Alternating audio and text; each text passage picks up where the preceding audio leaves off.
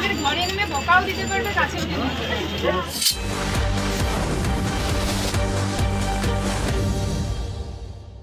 সময় ভালো যাচ্ছে না রাজন্না হালদারের। একই গেরোয় পড়েছেন তিনি। মাঠে ময়দানে নেমে তো প্রচার করছেন, শাসকের বিরুদ্ধে গলা ফাটাচ্ছেন, কিন্তু আদেও তিনি কি ভোটে লড়তে পারবেন? তো দুটি আসনের প্রার্থী হয়েছেন তিনি, আসানসোল দক্ষিণ ও সোনারপুর দক্ষিণ। ইতিমধ্যেই প্রার্থী পদ বাতিলের ধাক্কা খেলেন রাজন্না। বাতিল হয়ে গেল রাজন্নার মনোনয়ন। আদেও কি ভোটে লড়ার স্বপ্ন পূরণ হবে রাজন্নার? এ যেন ঢাল তরোয়াল ছাড়াই যুদ্ধে নামার মতো অবস্থা। এবার কি করবেন বলুন তো রাজন্না? তিনি যে সোনারপুর থেকে আসানসোলে ঘরের মেয়ে হয়ে লড়াইয়ের প্রতিশ্রুতি দিয়েছেন ভোটারদের, বাংলার সংস্কৃতি ফিরিয়ে আনার প্রতিশ্রুতি দিয়েছেন, সেই সব প্রতিশ্রুতির কি হবে যদি ভোটে লড়তে না পারেন? চক্রান্তের অভিযোগে সরব রাজন্না হালদার। কে চক্রান্ত করছে রাজন্নার বিরুদ্ধে? তবে কি দুটি কেন্দ্রেই প্রার্থী পদ বাতিল হয়ে গেল রাজন্নার? হাইকোর্টে যাওয়ার হুঁশিয়ারি দিয়েছেন তিনি। কি হলো বলুন তো রাজন্নার সঙ্গে? জানাবো আপনাদের, দেখতে থাকুন এই ভিডিও। বাংলার ভোট যুদ্ধে বহুল চর্চিত নাম রাজন্না হালদার। রাজনীতির ময়দানে হাতে করি তৃণমূলের হাত ধরে। ২১-এর মঞ্চে প্রথম দেখা, তারপর থেকেই রাজনীতির ইতিবৃত্তে চলে আসেন রাজন্না হালদার। এরই মাঝে শাসক দলের সঙ্গে অম্লমধুর সম্পর্ক তৈরি হয়ে যায় তৃণমূল কংগ্রেসের উঠতি যুব নেত্রীর। আর সেই খারাপ সম্পর্কের ফাটল যত দিন গেছে ততই বেড়েছে।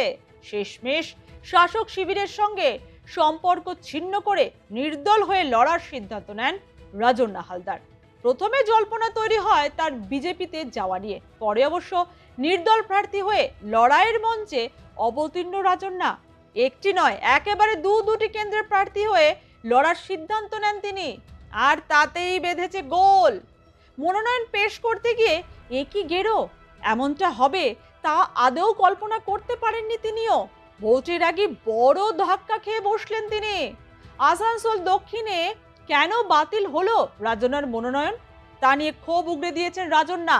তার অভিযোগ, ৬ই এপ্রিল মনোনয়ন জমা দিতে যাওয়ার সময় ১০ জন প্রস্তাবকের মধ্যে ৬ জন পথে আটকে পড়েন। পরে বিকল্প প্রস্তাবক নিয়ে পৌঁছানো হলেও নির্ধারিত সময় পেরিয়ে যাওয়ার অজুহাতে তাদের ভেতরে ঢুকতে দেওয়া হয়নি।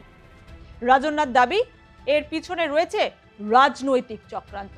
তার আরও অভিযোগ, একই দিনে জামুরিয়ার এক প্রার্থী বিকেল ৫টা নাগাদ প্রস্তাবক নিয়ে এসেও মনোনয়ন জমা দিতে পেরেছেন। এই ঘটনাকে কেন্দ্র করে তিনি নির্বাচন কমিশন ও পশ্চিম বর্ধমানের ডিস্ট্রিক্ট রিটার্নিং অফিসারের কাছে ইতিমধ্যেই অভিযোগ জানিয়েছেন। এতেই থামছেন না রাজন্না।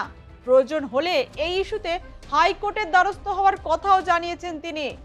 যদিও রাজন্না একা নন, পশ্চিম বর্ধমান জেলার ৯টি কেন্দ্র মিলিয়ে মোট ৯৫ জন প্রার্থী মনোনয়ন জমা দেন। এর মধ্যে ২৯ জন হলেন নির্দল প্রার্থী। তাদের মধ্যে ৪টি মনোনয়ন বাতিল হয়েছে আসানসোল দক্ষিণ বিধানসভায়। সেই তালিকায় রয়েছেন নির্দল প্রার্থী রাজন্না হালদার, আম জনতা উন্নয়ন পার্টির ইমরান খান এবং ২ নির্দল প্রার্থী সুনীল চন্দ্র চৌরাসিয়া ও দীপিকা বাউরির মনোনয়নও বাতিল করা হয়েছে। পাশাপাশি কুলটি বিধানসভা কেন্দ্র থেকে নির্দল প্রার্থী আস্তিক দাসের মনোনয়নও বাতিল হয়েছে। সোনারপুর দক্ষিণেও ঝুলে রাজন্নার ভাগ্য। গত শুক্রবার বারুইপুর মহকুমা শাসকের দপ্তরে মনোনয়নপত্র জমা দিতে গিয়ে রাজন্না হালদার একাধিক সমস্যার সম্মুখীন হয়েছিলেন। তার নথিতে একাধিক গোলযোগ দেখা গিয়েছিল। আসলে নির্বাচনী বিধি অনুযায়ী প্রত্যেক প্রার্থীকে মনোনয়নপত্রের সঙ্গে নির্দিষ্ট নিয়ম মেনে ব্যাংক অ্যাকাউন্টের নথিপত্র জমা দিতে হয়, কিন্তু রাজন্নার নথিপত্র যাচাইয়ের সময় তার অ্যাকাউন্টে কিছু অসঙ্গতি ধরা পড়েছিল। পরে অবশ্য সমস্যা কাটিয়ে রাজন্না মনোনয়ন জমা দেন। আসানসোল দক্ষিণ কেন্দ্রের মনোনয়ন জমা ও স্ক্রুটনি প্রক্রিয়া ইতিমধ্যেই শেষ।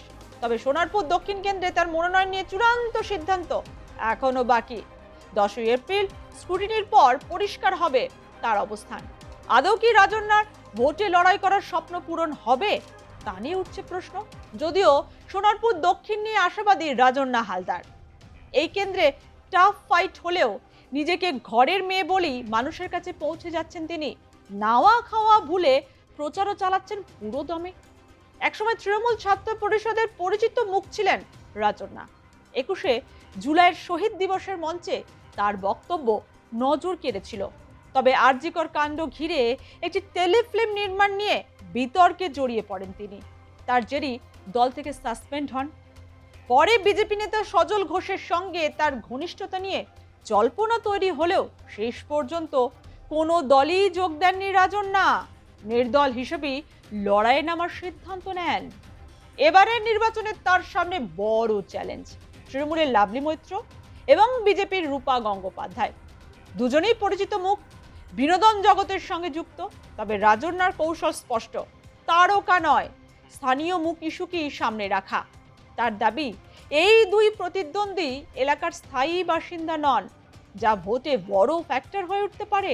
রাজন্যার কথায়, একসময় সোনারপুর তার সাংস্কৃতিক ঐতিহ্যের জন্য পরিচিত ছিল, যা এখন হারিয়ে যাচ্ছে। নির্বাচিত হলে সেই ঐতিহ্য ফিরিয়ে আনার প্রতিশ্রুতি দিয়েছেন তিনি। সবই তো ঠিক আছে, কিন্তু যদি ফের মনোনয়ন বাতিলের ধাক্কা খেতে হয়, তাহলে কি করবেন রাজন্যা হালদার?